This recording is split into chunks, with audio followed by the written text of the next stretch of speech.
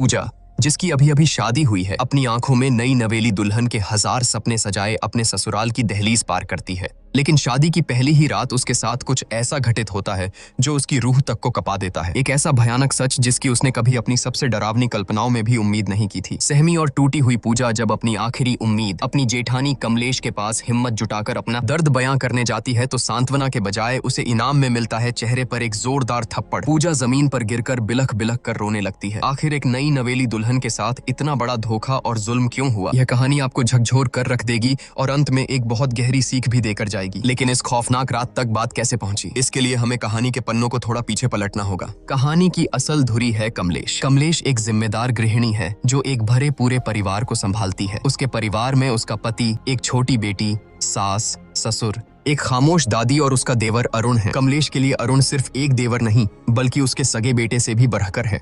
वक्त अपनी रफ्तार से आगे बढ़ता है। अब अरुण जवान हो चुका है और पूरा परिवार उसके लिए रिश्ता देखने जा रहा है। जिस लड़की को देखने पूरा परिवार जा रहा है उसका नाम है पूजा। इंग्लिश ऑनर्स में बीए कर चुकी पूजा अपनी बातों और आत्मविश्वास से सबका मन मोह लेती है। जब वह अपनी मीठी आवाज में एक अंग्रेजी गाना गाकर सुनाती है तो मानो पूरा परिवार उस पर फिदा हो जाता है। अरुण तो जैसे उसे देखते ही अपना दिल हार बैठता है। लेकिन इस पूरे कमरे में एक शख्स ऐसा था जिसके चेहरे पर खुशी की जगह एक उलझन थी। कमलेश को पूजा का यह मॉडर्न और बेबाक अंदाज बिल्कुल रास नहीं आता, लेकिन अरुण की खुशी और उसकी जिद के आगे कमलेश को झुकना ही पड़ता है। मन मारकर ही सही वह इस रिश्ते के लिए हामी भर देती है। उसी दिन चट मंगनी पट ब्याह की तर्ज पर धूमधाम से रिंग सेरेमनी हो जाती है। पूजा की उंगली में अरुण के नाम की अंगूठी सज जाती है, लेकिन किसी को नहीं पता था कि यह खुशियां सिर्फ एक रात की मेहमान हैं। अगली सुबह कमलेश अपनी सास के साथ ऑटो से कहीं जा रही होती है। अचानक रास्ते में उनकी नजर एक भारी भीड़ और शोर शराबे पर पड़ती है। कुछ लोग सड़कों पर विरोध प्रदर्शन कर रहे थे। तभी भीड़ के बीच कमलेश की नजर एक ऐसे चेहरे पर पड़ती है जिसे देखकर उसके पैरों तले जमीन खिसक जाती है। वह सरेआम भड़क उठती है और हुक्म सुनाती है कि ये सब नौटंकी तुरंत बंद करो। गुस्से से आगबूला कमलेश आगे बढ़ती है। पूजा का हाथ झटक कर पकड़ती है और उसकी उंगली से सगाई की अंगूठी बेदर्दी से खींचकर निकाल लेती है। एक ही पल में, एक झटके में उसने वो रिश्ता तोड़ दिया जो कल ही जुड़ा था। जब कमलेश यह तूफान लेकर घर लौटती है तो घर में कोहराम मच जाता है। कमलेश का पति उसे आईना दिखाते हुए कहता है कि जो रायता तुमने बिना सोचे समझे फैलाया है उसे अब तुम्हें ही समेटना होगा। बेचारा अरुण भी लाख मिन्नतें करता है, समझाने की कोशिश करता है कि पूजा की सोच गलत नहीं है, लेकिन कमलेश अपने गुरूर में अंधी हो चुकी थी। उसके कानों पर जूं तक नहीं रेंगती और वह किसी की एक नहीं सुनती। कुछ देर बाद कहानी में एक खूबसूरत और जज्बाती मोड़ आता है। अपने रिश्ते को बचाने और अपनी बात समझाने के लिए पूजा खुद कमलेश के पास पहुंचती है। वह बहुत ही नरमी से माफी मांगते हुए कहती है कि अगर हम सही के लिए और दूसरों के हक के लिए खड़े नहीं होंगे तो यह दुनिया धीरे धीरे खत्म हो जाएगी। कमलेश जो भले ही पुरानी सोच की थी लेकिन दिल की साफ थी, पूजा की बातों की गहराई को महसूस कर लेती है। उसका दिल पसीज जाता है और वह मुस्कुराकर कहती है कि मुझे बातें जरा देर से समझ आती हैं, लेकिन जब एक बार समझ आ जाएं तो मैं सही का साथ कभी नहीं छोड़ती। यह कहकर कमलेश पूरे मान सम्मान के साथ वो अंगूठी वापस पूजा को सौंप देती है। आखिरकार शहनाइयां बजती हैं और अरुण तथा पूजा विवाह के बंधन में बंध जाते हैं। लेकिन शादी की इस चकाचौंध के बीच एक परेशानी छिपी थी। शादी वाले दिन पूजा की तबीयत बेहद खराब थी। तेज बुखार और बदन दर्द के कारण उसका बुरा हाल था। फेरों के वक्त भी वह दवाइयों के सहारे मुश्किल से खुद को खड़ा रख पा रही थी। शादी की रस्में पूरी होने के बाद आती है वो रात जिसे हर नई नवेली दुल्हन अपनी जिंदगी की सबसे खूबसूरत रात मानती है, सुहाग रात। अरुण कमरे में आता है और कुछ इधर उधर की औपचारिक बातों के बाद वह पूजा के करीब आने लगता है। पूजा जो दर्द और बुखार से टूट रही थी बहुत ही स्पष्ट शब्दों में अरुण से कहती है कि मेरी तबीयत बहुत ज्यादा खराब है, मुझे तेज बुखार है और पूरा शरीर दर्द से टूट रहा है। प्लीज आज हम कुछ भी नहीं करेंगे। लेकिन अरुण पर जैसे हवस और पति होने के गुरूर का भूत सवार था। उसने पूजा की एक न सुनी। पूजा के लगातार मिन्नतें करने, रोने और मना करने के बावजूद अरुण ने अपनी मर्दानगी के अंधे नशे में उसके साथ जबरदस्ती की। नई दुल्हन के वो सुनहरे सपने उसी बिस्तर पर बुरी तरह कुचल दिए गए। सुबह की किरणें कमरे में आईं, लेकिन पूजा की दुनिया में हमेशा के लिए अंधेरा छा चुका था। वह दर्द और सदमे से कराहते हुए बस रोए जा रही थी। अरुण उसे चुप कराने की कोशिश करता है, मानो कोई बहुत मामूली बात हुई हो। वह बड़े हक से कहता है कि अरे मैं तुम्हारा पति हूँ, यह तो मेरा हक है। शादी के बाद तो यह सब होता ही है। यह सुनकर पूजा के अंदर का दर्द एक चीख बनकर फूट पड़ता है। वह बिलखते हुए अरुण की आंखों में देखती है और कहती है कि हक तूने मेरा किया है। शब्द सुनकर अरुण सन्न रह जाता है, लेकिन अपनी घिनौनी हरकत पर शर्मिंदा होने के बजाय उसकी मर्दानगी को चोट लग जाती है। वह गुस्से से आगबूला होकर कहता है कि अगर तुझे लगता है कि मैंने कुछ गलत किया है तो जा बाहर और चिल्ला चिल्लाकर सबको बता दे। यह कहकर वह निर्दयता से पूजा को कमरे से बाहर निकाल देता है। रोती कांपती पूजा जैसे ही कमरे से बाहर आती है, उसकी नजर आंगन में खड़ी कमलेश पर पड़ती है। कमलेश घर की और पड़ोस की कुछ औरतों से बात कर रही थी। पूजा के कानों में कमलेश की आवाज पड़ती है कि औरतें जितना किसी बम के फटने से नहीं डरती, उतना अपनी इज्जत का तमाशा बनने से डरती हैं।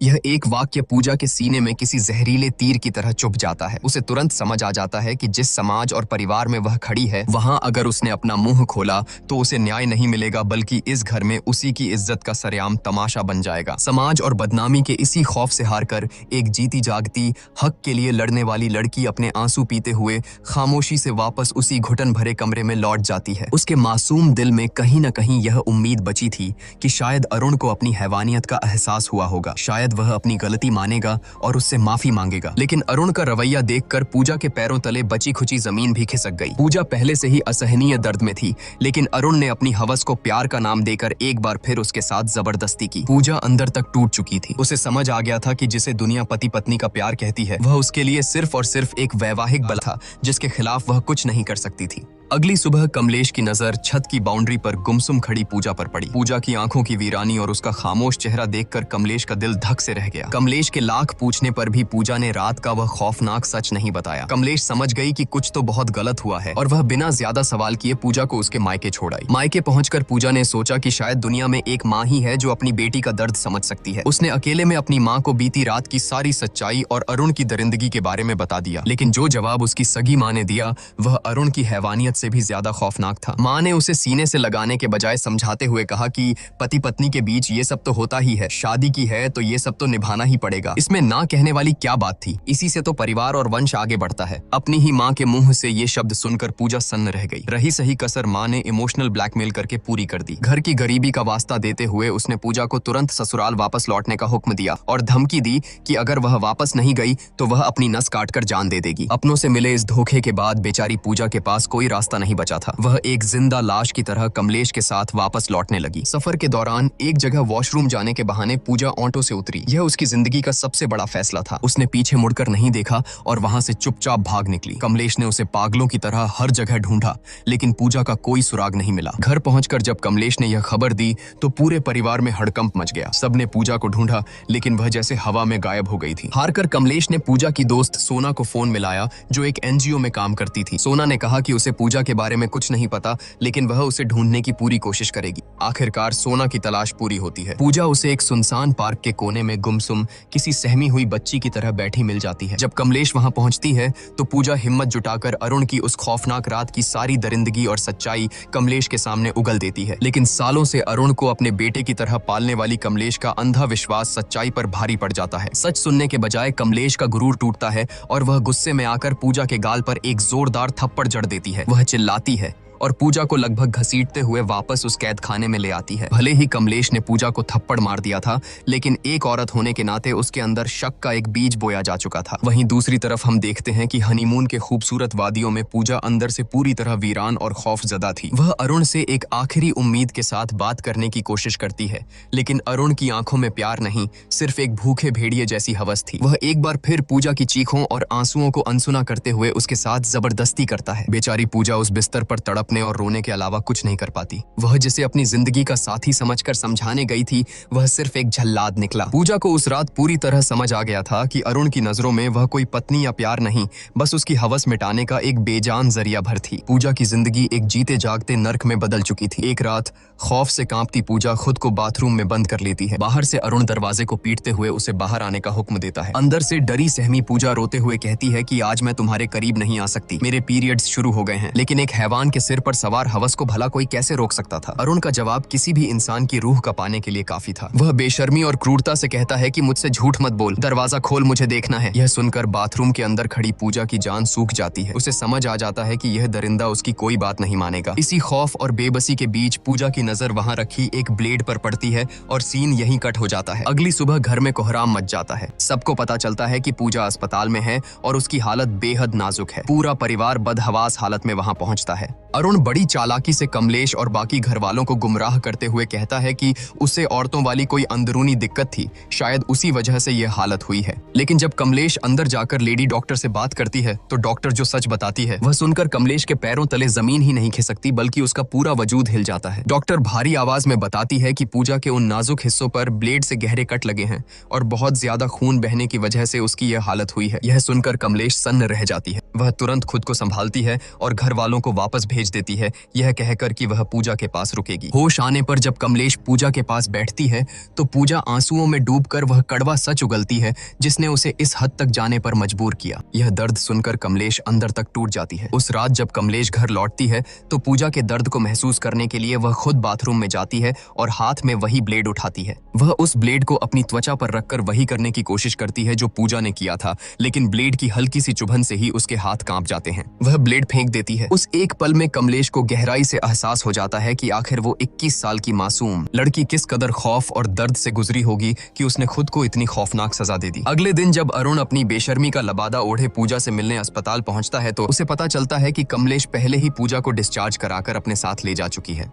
अपनी पत्नी की इतनी गंभीर हालत के बावजूद उस जाहिल इंसान के दिमाग में सिर्फ एक ही बात चल रही थी। वह बेशरम होकर लेडी डॉक्टर से पूछता है कि अब मैं अपनी पत्नी के साथ इंटीमेट तो हो सकता हूँ ना? यह घिनौना सवाल सुनकर डॉक्टर का खून खौल उठता है। वह डॉक्टर पूजा के वो खौफनाक घाव देख चुकी थी और जानती थी कि इसके पीछे कौन है। वह अरुण पर बुरी तरह भड़क जाती है और पूरी ताकत से चिल्लाते हुए कहती है कि बहुत ही नीच और घिनौना इंसान है तू, तेरे जैसे जाहिलों के आड़ में तो गोली मार देनी चाहिए। वह तुरंत सिक्योरिटी गार्ड्स को बुलाती है और अरुण को धक्के मारकर अस्पताल से बाहर फेंकवा देती है, यह चेतावनी देते हुए कि यह जानवर इंसान दोबारा मेरे अस्पताल के आसपास भी नहीं दिखना चाहिए। पूजा जो अपनी आंखों में शादी और एक नए जीवन के 1000 सुनहरे सपने लेकर इस घर में आई थी, आज उसकी जिंदगी एक ऐसे भयानक नर्क में तब्दील हो चुकी है जहां उसका ही पति उसका सबसे बड़ा मुजरिम बन गया है। प्यार और हक के नाम पर पूजा ने जो झेला है वो मौत से भी बदतर था, लेकिन अब जब पूजा मौत के मुंह से वापस लौट आई है और उसे उस कमलेश का साथ मिल गया है जो कल तक उसी के खिलाफ खड़ी थी, तो अब आगे क्या होगा? आपके हिसाब से अब पूजा को क्या कदम उठाना चाहिए? क्या उसे अरुण को माफ कर देना चाहिए या उसे ऐसी सजा देनी चाहिए जो एक मिसाल बन जाए? अपनी राय हमें कमेंट्स में जरूर बताएं। वीडियो को लाइक करें और चैनल को सब्सक्राइब करना बिल्कुल न भूलें ताकि पूजा की कहानी का अगला और सबसे अहम हिस्सा आते ही आप तक पहुंच सके। मिलते हैं बहुत जल्द कहानी के अगले भाग में।